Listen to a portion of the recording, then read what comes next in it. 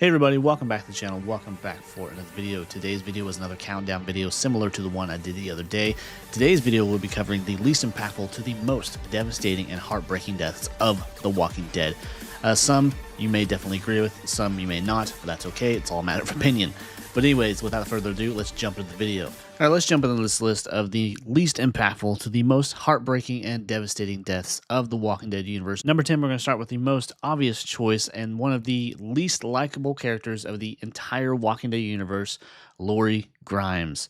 Starting from the first episode, we didn't like this woman. There was something about her that just rubbed us the wrong way, from her ill-advised relationship with Shane to her just all-around lies, double standards, playing the victim, and manipulating Rick when he showed back up. She never took responsibility for her deception and continued to play on Rick's emotions and destroying what was left of his friendship with Shane, even though he was going off the deep end. She ensured the friendship that could have saved him was irreparably damaged and came crashing down to the point that Rick had no choice but to end Shane, and then Lori acting completely disgusted and betrayed, earning her the title of worst wife ever. Her fate, albeit different from the comic books, was still pretty gruesome, but somehow we all found the strength to move on rather quickly. Moving on to number 9. Andrea, another problem character from the get-go. She just rubbed everybody the wrong way. Her problematic and erratic behavior to her poor taste in men. We grew tired of her crap pretty quickly. Sure, her death was the blow of the group, but she was far from redeeming herself, and with her poor decision-making skills and inability to just freaking listen. Jumping into number 8, we have Shane. Shane was one of those characters that if he just had made better decisions and not let himself get manipulated by awful women, he could have been a vital part of the group, aside from that pesky shooting Otis and leaving him for dead thing. With his police training and his survival skills, it's possible him and Rick could have been unstoppable. It's no secret that things could have turned out very differently when the group came across Negan, but then again, Shane could never take orders, and a showdown with Rick would have been inevitable.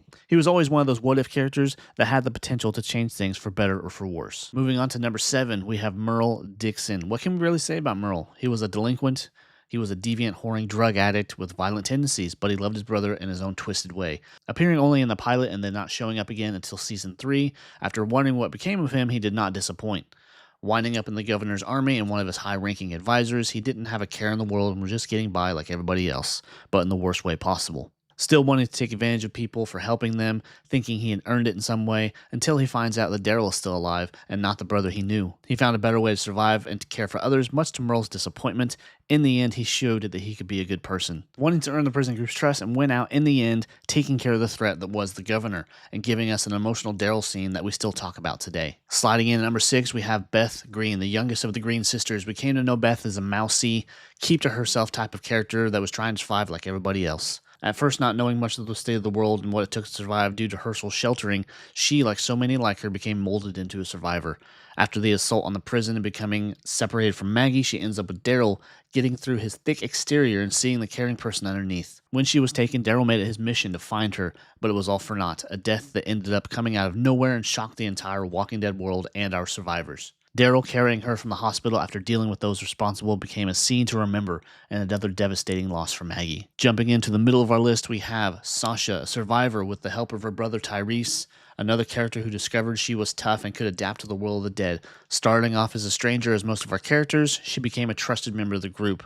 Sadly, the loss of her brother and then Bob, Sasha began to question it all and slowly started to pull away from the group and becoming reckless. She got herself captured by Negan and ultimately taking her own life in a last-ditch effort to take out Negan in a move that we never expected. Moving on to number 4, as we reach the final 4 of our countdown, we couldn't think of anyone better than Sergeant Abraham Ford. Former military and metaphor master. He was always someone that you could count on to have your back, but also crack a smile. Stepping up and taking charge within Alexandria, he was not someone to be trifled with. Not without a troubled past of grief and loss like most of our survivors, he was a protector and he was loyal. His ending was different from his comic book counterpart, but at the same time felt more suitable for his character. Staring death in the face, he didn't even blink and got out one more colorful insult. Fuck my nuts. He was someone that definitely could have altered some aspects of the Savior War, and I'm sad that we never saw it. Moving into our final 3, this is one of probably the most memorable, if not talked about, deaths for quite a while there within the Walking Dead world. We have Noah. Although he was a short-lived character, he made an impression with the time that he had. His death was a thing that left a mark on us as viewers and our group.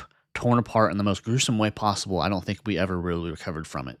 Moving on to the final two, these are the two biggest Walking Dead deaths that completely changed the course of The Walking Dead, the show, the universe, the fan base, all of it. It changed us as fans and as viewers.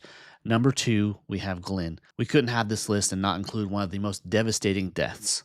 Loving husband and friend, resourceful, and another person that discovered a whole nother part of themselves within the apocalypse. Going from pizza delivery guy to someone that could get things done and defy the odds. Glenn was a character that we grew to absolutely love and adore. One of the few survivors that didn't let this world change him. He didn't kill unless he absolutely had to. His moral compass always pointed the group in the right direction, looking for the best in people in the face of insurmountable danger.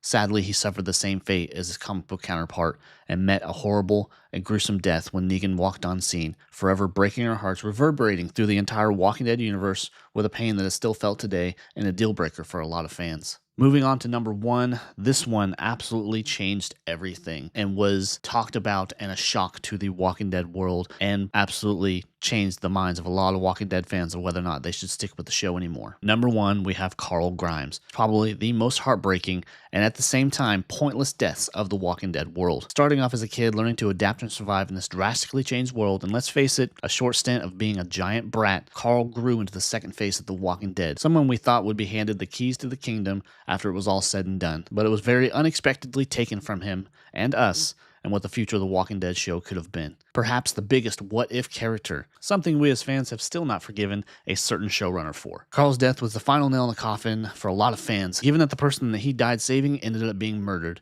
It was just an insult to injury and a little salt in the wound. Even more so, he was mentioned and referenced in Rick's Return in The Ones Who Live multiple times, and he couldn't even be brought back for a cameo or any kind of dream sequence. Pretty sure there's still some bad blood between him and Gimple. Now moving on, we do have a bonus death. This one, albeit was not one of our human characters, but still a very heartbreaking death to the Walking Dead world, and it was hard to watch. We have Shiva. This is an honorable mention and a death that was completely avoidable but respectable given our loyal tiger went out protecting their king and rescuer. This one still never sat right with fans, and let's face it, made us ugly cry more than losing some of our human characters. Loyal to the bitter end, Shiva went out like a warrior, and it was a loss we all felt. Anyways, guys, that will do it for the list. Some of those were definitely some of the more acceptable deaths of the Walking Dead universe, Lori, and some of those definitely were the heartbreaking and changed the course of the show and everything, and definitely changed it for a lot of fans, this one included. But if you enjoyed the list, be sure to leave a like, leave a comment, subscribe to the channel. I'd really appreciate it, and I will see you next time. Take care. Bye.